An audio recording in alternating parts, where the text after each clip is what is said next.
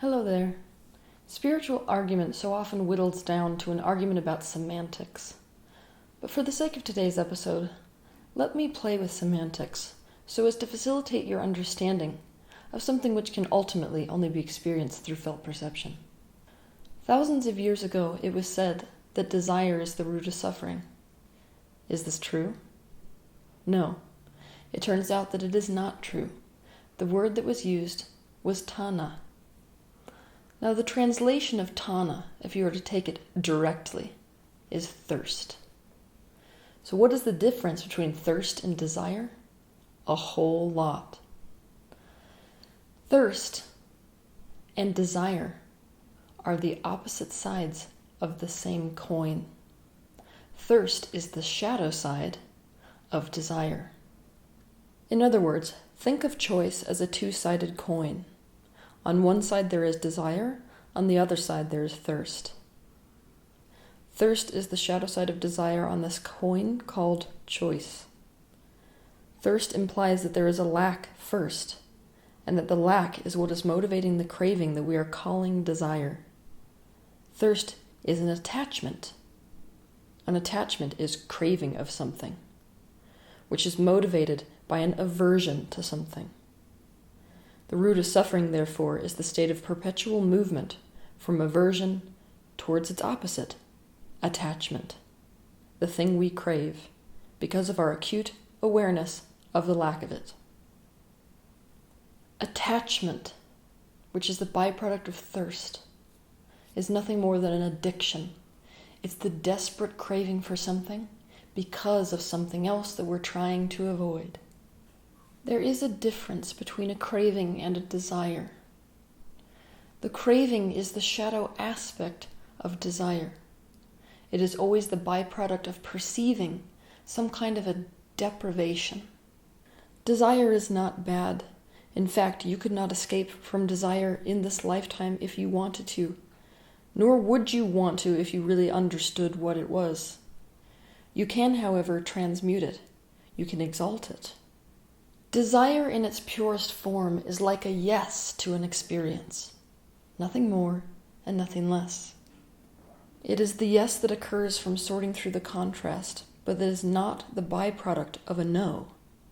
In other words, it is a yes to experience, or the choice of an experience, that is not motivated by aversion, and thus it does not take on the form of attachment. Desire in its pure form is absent of resistance. It is a tool of the true self. It facilitates expansion and self-awareness and self-realization. Craving is a tool of the ego. Are you ready for a bitch slap? Ego is not a word that the Buddha even knew. If you said ego to the Buddha, he would be completely confused about what you meant. It is in fact a Freudian term which was adopted into Buddhist circles and used to apply to the teachings of Buddha. It was simply the best way that we could describe the difference between an enlightened perspective where there is no separate self and the unenlightened perspective where there is a separate sense of self. Later, Jung called this the shadow aspect, meaning conscious versus not conscious. When the Buddha accurately described his enlightenment experience, what he was trying to explain was that he observed a polarity inherent within him, such as truth and illusion, conscious and unconscious, suffering and happiness, and that enlightenment transcended all polarity, which it does. Enlightenment is not happiness any more than it is suffering. It is liberation from polarity.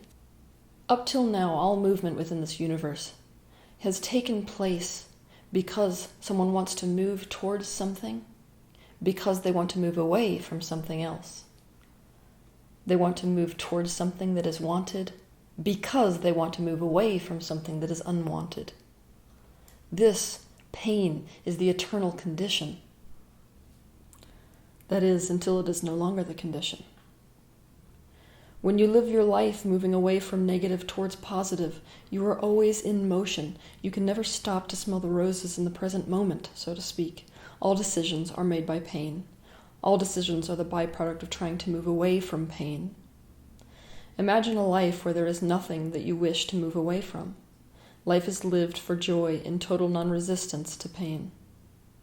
In order to end this trail of tears, this perpetual movement away and towards, this movement from aversion towards craving, which is all that attachment really is, we turn in the direction of our aversion.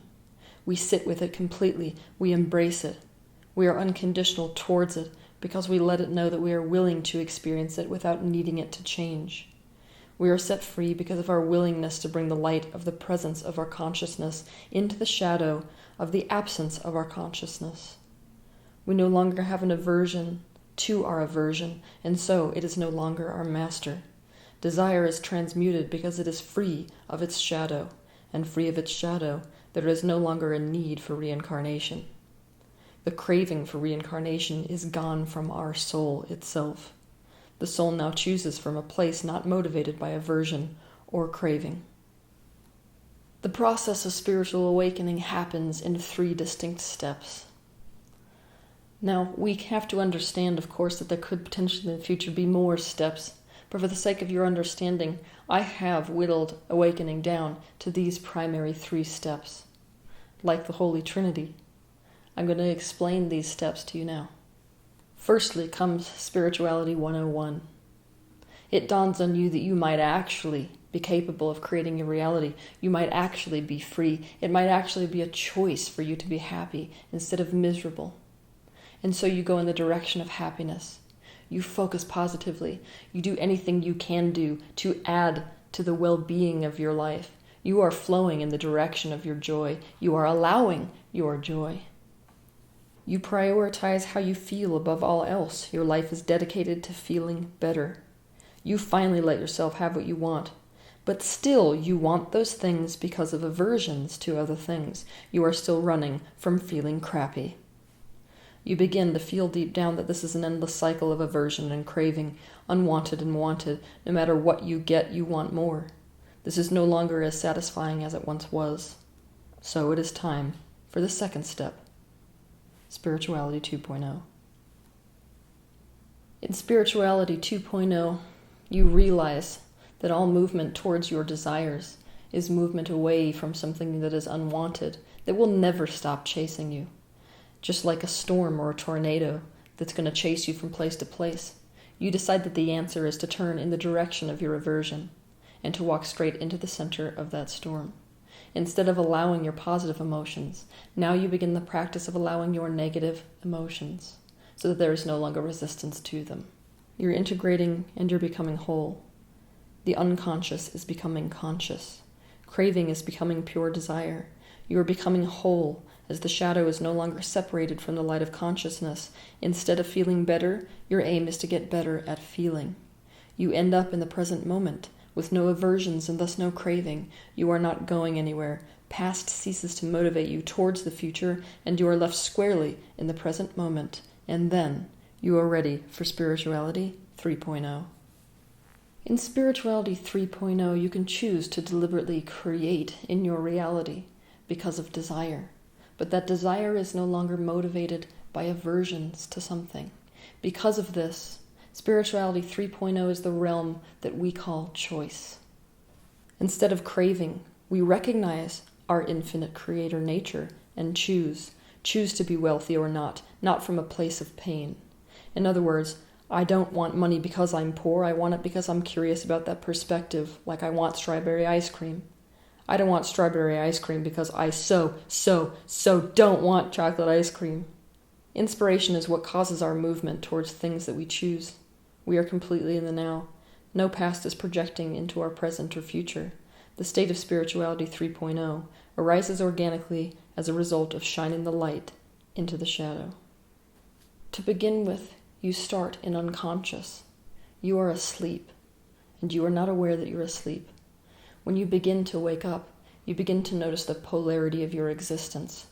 You start to see that there might be a light side and a shadow side to that which is you. You recognize the difference between positive and negative. And because you notice that so much of your shadow side is creating the reality that you live in, you do anything that you can to crawl into the light, out of that dark abyss that you have been living your life in. This is Spirituality 101. In Spirituality 2.0, after we have reached that conscious state. We've crawled out of that hole into the light. We capture that light that is consciousness, and we descend back into the abyss of our own shadow.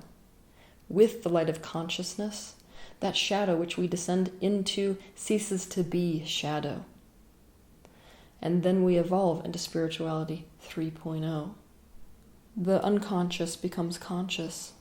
Polarity dissipates. You are whole in and of yourself. You experience true peace, which is the transcendence of opposites. Peace is not what we think it is. It is not just getting along. It is not just the absence of war. It is the absence of internal conflict, and thus the absence of external conflict. It is the absence of opposition and polarity.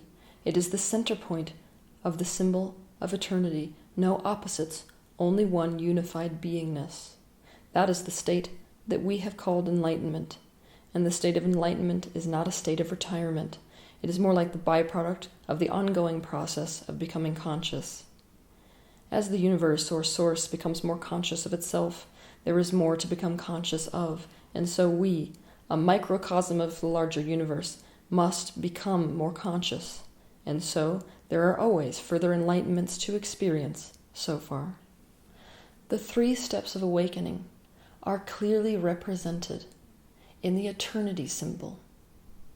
That's why I'm going to use this symbol to explain this 3-step process of awakening to you today. Because of how I have named these particular steps for the sake of your understanding, we then fall into the trap of thinking that one step is more graduated than the previous step. It's more important that we see this on a horizontal line. The way the universe sees this is that one step is not more graduated or important than the last step. The same way that the universe does not see crawling as an infinitesimal step compared to walking. They're crucial, they're important. So it's important to think about these steps more like a scale where both sides are equally weighted. Looking at the infinity symbol, we can see that there is polarity. On one side, physical. On the other side, non-physical. On one side, life. On the other, death. On one side, light. On the other, dark.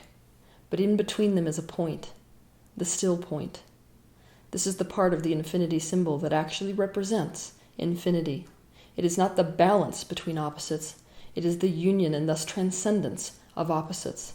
So here we have spirituality 3.0. On one side, spirituality 101. On the other side, spirituality 2.0. And in the middle, spirituality 3.0.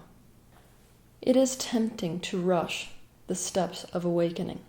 Because let's be honest, we would all love to rush to the place of transcendence, where we were feeling amazing all the time, where we were solidly in the present moment, and we were absent of resistance. But these steps of awakening will not be rushed. The place where most of our rushing happens is in the practice of spirituality 2.0, where we fall again into the trap of trying to resist the emotions that we've been running from for most of our lives. This is why I have not released this particular teaching on spirituality 3.0 for a long time. Instead, I waited so that people could be squarely in the practice of spirituality 2.0 and not do spirituality 2.0 for the sake of getting to spirituality 3.0. Because if we're trying to do 2.0 to get to 3.0, we have missed the point of spirituality 2.0. We are no longer unconditionally present with the way we feel. We are no longer allowing our negative emotions. We are instead resisting our negative emotions by trying to go into them in order to get out of them. Some people spend years upon years practicing spirituality 2.0. In this awakening process, like life, you learn how to crawl before you learn how to walk, before you learn how to fly. Different techniques, one which leads to the next. You don't get upset at the process of crawling once you learn how to walk. You don't get upset at the process of walking before you learn how to fly. You realize that there are different techniques needed to facilitate your expansion. Spirituality 3.0 is the beautiful fusion of spirituality 101 and spirituality 2.0. One could say that spirituality 101 is largely about allowing the light, and that spirituality 2.0 is about allowing the shadow. And spirituality 3.0 is the transcendence or fusion of these seeming opposites. To use religious terms, spirituality 101 is the Father, spirituality 2.0 is the Holy Ghost, and spirituality 3.0 is the Son. In other words, if light is God and shadow is goddess, the fusion of light and dark is the child. In spirituality 3.0, the techniques that we learned in spirituality 101, creating our reality, deliberate focus, positive intentions, are added back into our process. But because of spirituality 2.0, they have been purified. These desires and these practices are not motivated by fear or by negative emotion, and they're not the byproduct of avoidance or resistance. Because of this, there is no pain in the moving towards a desire, because you're not moving away from something else. Because of this, we are now free to choose. We are living a free life. This is the state of living godhood. This is the state of self-actualization. This is the state of complete and total awareness and awakening. Have a good week.